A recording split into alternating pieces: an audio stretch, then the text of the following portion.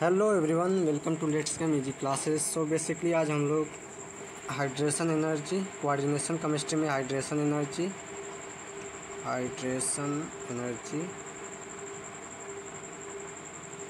And lattice energy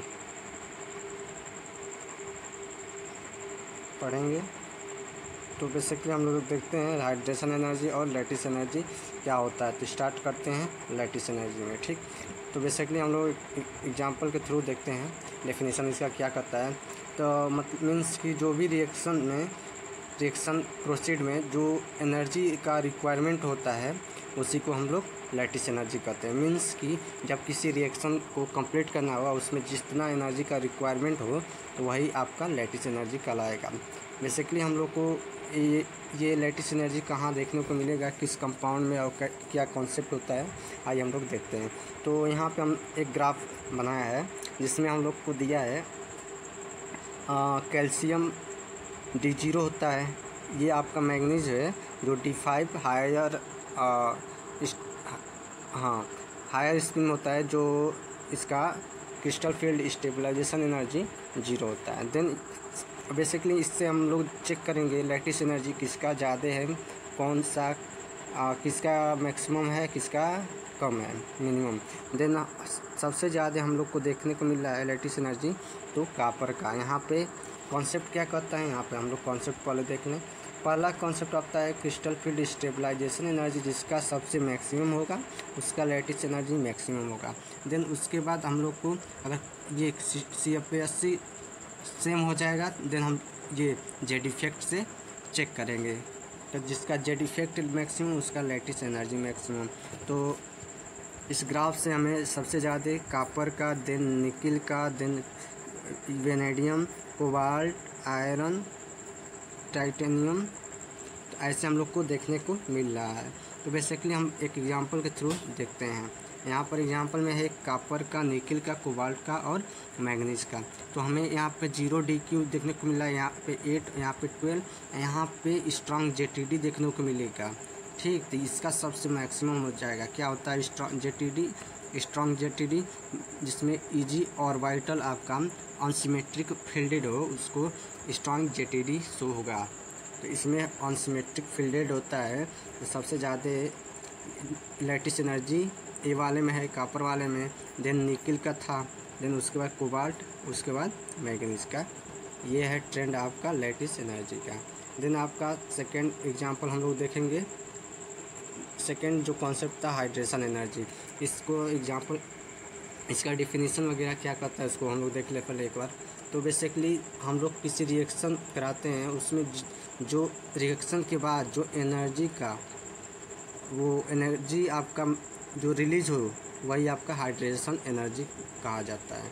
means जब कोई reaction complete हो और उसके में जो एनर्जी रिलीज होता है वही आपका हाइड्रेशन एनर्जी कहलाता है। लैटिस एनर्जी और हाइड्रेशन एनर्जी ये डायरेक्टली प्रोपोर्शनल होते हैं, मीन्स दोनों का कॉन्सेप्ट सेम होता है। आइए चेक करते हैं इसको कैसे चेक करेंगे। तो कॉन्सेप्ट सेम है, CFSC सबसे ज़्यादा उसका हाइड्रेशन एनर्जी ज़्यादा। देन अगर दोनों का सेम है गया CFSC, देन उसके बाद जेड इफेक्ट से चेक करेंगे। तो फर्स्ट ट्रेंड आपका strong JTD, then CFSC, then Z effect. तो आइए इस एग्जांपल के थ्रू हम लोग समझते हैं। एग्जांपल में क्या है, कैल्शियम, मैग्नीज, वेनेडियम, निकिल। तो इसका होता है 0 DQ, इसका CFSC 0 DQ, इसका 12, इसका 12, इन दोनों का इक्वल आ गया। तो सबसे ज़्यादा किसका था ग्राफ में, निकिल था ऊपर, तो सबसे ज़्यादा निकिल का हो जाएगा। देन ये वेनेडियम, मैग्नीज, देन कॉपर, मतलब कि DCBA ये ट्रेंड आपको मिलेगा।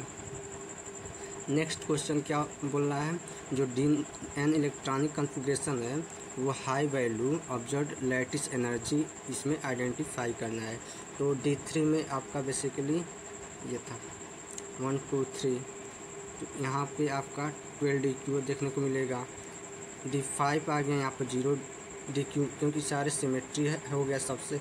और D8 यहाँ भी 12 DQ, और D8 का केस था सबसे ऊपर था ये, तो सबसे ज़्यादा इसी में हमको देखने के लिए मीन्स आंसर आपका D हो जाएगा। ओके। देन नेक्स्ट एग्जांपल क्या है, which of the following has high value observe hydration energy. ठीक, हाइड्रेशन एनर्जी का भी वही कॉन्सेप्ट सेम था, तो यहाँ भी सबसे ज़्यादा किसका होगा, निकिल का, जो ऑलरेडी हम लोग पीछे देख चुके हैं। ओके, और देन नेक्स्ट क्वेश्चन में क्या बोला है, arrange the following metal complexes in order of the their increasing hydration energy. Okay, यहाँ भी हमें इंक्रीजिंग ऑर्डर में हाइड्रेशन एनर्जी को बताना है। तो D5 का केस था, इसमें 0 आ जाएगा, सबसे कम हो जाएगा। और उसके बाद टाइटेनियम दिया है, निकिल दिया है, वेनेडियम दिया है। तो सबसे ज़्यादा था निकिल का वाले केस का, देन वेनेडियम का, देन टाइटेनियम का, देन उसके बाद आएगा मैग्नीज का।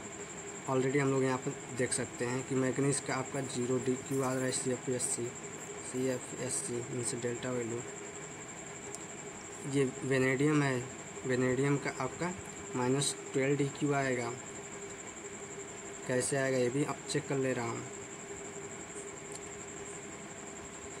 अगर हम ऐसे स्प्लिट करेंगे तो 1 2 3, तो आपका CFC जो वैल्यू चेक करने का होता है, एग्जाम्पल होता है -0.4 इंटू T2G में जितने इलेक्ट्रॉन्स होते हैं उसका मल्टीप्लाई, देन 0.6 इंटू EG में जितने इलेक्ट्रॉन्स होंगे उसमें उसका मल्टीप्लाई। तो यहाँ पर 1 2 3 हैं, तो अगर 0.4 और यहाँ पर 3 तो कितना हो जाएगा 1.12 DQ। तो वही यहाँ पे दिया था ये टाइटेनियम वाला 12 DQ। ओके, समझ में आ गया। ओके, आगे देखते हैं। तो हमको क्या रेंज मिला है, ये आपका था यस वाला, निकिल का R, वेनेडियम का Q, मैग्नीज का P। तो सबसे मैक्सिमम निकिल का मीन्स R होगा। R कहाँ पे, R कहाँ पे, R एक ही में देखने को मिला आंसर फर्स्ट। उसके बाद Q होगा, Q हो गया। देन उसके बाद टाइटेनियम को होगा, मतलब yes, then P। Okay, next question देखते हैं। इसमें भी वही ट्रेंड बताना है। हाँ, इसमें क्या बताना है, इसमें एसिडिटी बताना है। अब एसिडिटी जो होता है, acidity directly proportional to lattice energy. ठीक, अब एसिडिटी में हमें ये होता है कि A डायरेक्टली प्रोपोर्शनल, ये PK आपका बेसिसिटी होता है जो यूनिवर्सल प्रोपोर्शनल होता है हाइड्रेशन एनर्जी या लैटिस एनर्जी का। ठीक, तो देखते हैं मीन्स कि हमें यहाँ पर वही ट्रेंड देखेंगे जिसमें हाइड्रेशन एनर्जी मैक्सिमम होगा, वहाँ पे आपका Ka वैल्यू मैक्सिमम होगा। ओके, एसिडिटी उसका मैक्सिमम होगा। तो आपका मीन्स कि इस वाले कंपाउंड में कॉपर में हमें स्ट्रॉन्ग JTD देखने को मिलता है, स्ट्रॉन्ग JTD ट्रेंड है आपका। ठीक, देन उसके बाद CFSC सबसे ज़्यादा किसका होगा, तो आपका मैग्नीज का होगा, देन कैल्शियम, देन स्ट्रॉन्शियम। ठीक, ये आपका आंसर हो जाएगा थर्ड।